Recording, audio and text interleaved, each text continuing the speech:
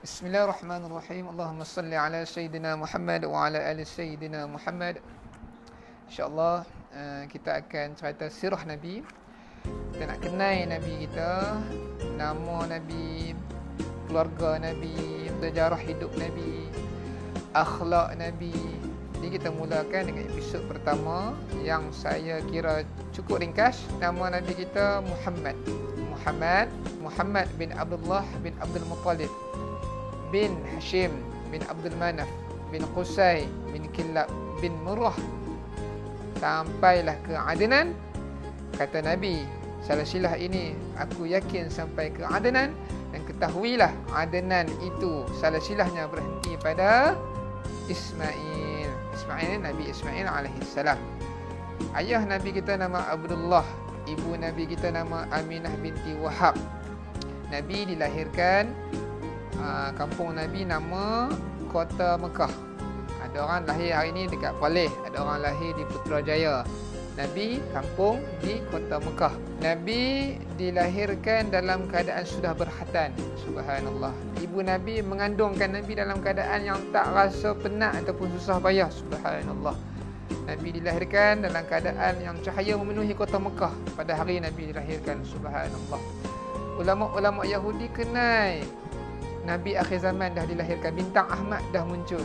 Sebab dalam kitab mereka diceritakan tentang Nabi akhir zaman lebih teliti. Kalaulah nak dibandingkan antara anak dan Nabi akhir zaman, mereka lebih kenal ciri-ciri Nabi akhir zaman lebih daripada anak mereka. Bila Nabi dilahirkan, ramai orang seronok. Antara yang seronok Tok Wan Nabi lah, bapa saudara Nabi, ibu Nabi. Aminah binti Wahab tadi bagi anak tadi kepada Abdul Muttalib.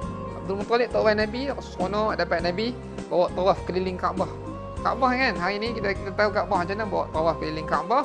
Masuk dalam Kaabah dengan ilham yang Allah bagi, Abdul Muttalib menamakan bayi lelaki tersebut Muhammad. Tak pernah lagi orang Arab ketika itu bagi nama bayi mereka Muhammad. Mahmud ada. Mahmud maksud dia yang dipuji. Muhammad maksud dia yang terpuji. Subhanallah. Sebab Abdul Muttalib mengharapkan nama Muhammad ini orang akan sentiasa memuji-muji Nabi kita dengan akhlak yang indah. Maka betul lah terjadi. Subhanallah. Seperti mana yang diniatkan oleh Tuan Nabi Abdul Muttalib.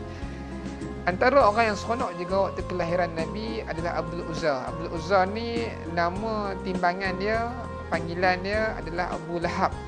Abu Lahab bapa saudara Nabi. Antara bapa saudara Nabi, Abu Talib, Abbas, Abu Lahab tadi, Abdul Uzza tu, Hamzah, dan juga ada lagi beberapa orang, sebab anak lelaki Abu Talib ada 10. Jadi Abu Lahab ni seronok waktu Nabi dilahirkan. Apa dia buat? Dia ada seorang hamba. Hamba dia nama Tuwaibah. Tuwaibah ni seorang perempuan, ketuk pintu rumah Abu Lahab, bagi tahu kata Abu Lahab dapat anak. Itu saya tambahlah tuan-tuan. Jadi Abu Lahab seronok dapat tahu berita ni. Apa dia buat? Hamba yang power tadi, yang mahal tadi, yang terbaik tadi, dia bebaskan macam tu je. Tanda dia seronok. Allah sangat menghargai rasa seronok Abu Lahab tu, tuan-tuan. Semua kita tahu Abu Lahab akan menentang Nabi. Abu Lahab nanti dalam keadaan hina. Kita tahu yang tu. Dan tempat Abu Lahab pun kita tahu di mana. Neraka Allah, wa'iyyazubillah. Maka di neraka Allah setiap hari Isnin akan keluarlah di jari jemari Abu Lahab susu yang dapat diminum oleh Abu Lahab. Sebab apa? Sebab berkat seronok, suka Nabi dilahirkan tadi tu, bebaskan hamba dia yang terbaik, Suhaibah tu.